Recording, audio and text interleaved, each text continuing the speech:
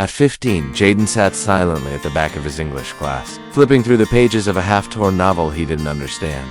Words blurred, sentences made no sense. Teachers called it lack of effort. His classmates just called him dumb, but Jaden wasn't lazy. At home, he'd stay up late trying to read, staring at the same paragraph for 20 minutes. His mom, a night shift nurse, would sometimes come in at 2 a.m. to find him asleep at the desk lamp still on.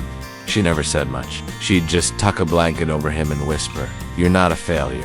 You're just not there yet." Every test result seemed to prove otherwise, with red marks and see me comments. One day, his English teacher handed back an essay with a look of pure exhaustion. "This is unreadable," she sighed. Jaden nodded.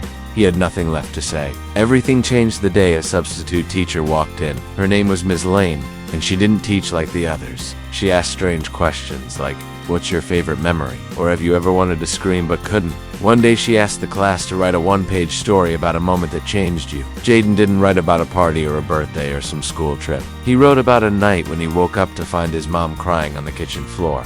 Bills scattered everywhere.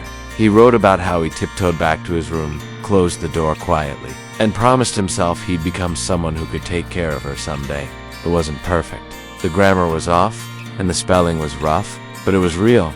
Ms. Elaine didn't mark it in red. She didn't return it with corrections. She came to his desk quietly the next day, placed the paper in front of him and said just 4 words, "You are a writer." That sentence changed everything. Jaden began to write more, about things he'd never said out loud, about being scared, about wanting to prove himself, about being more than a test score. Ms. Lane stayed after class, helped him fix sentences, encouraged him to read things he actually liked: poetry, song lyrics, memoirs. 4 years later, Jaden graduated high school with honors in English. He was accepted into a university on a partial writing scholarship.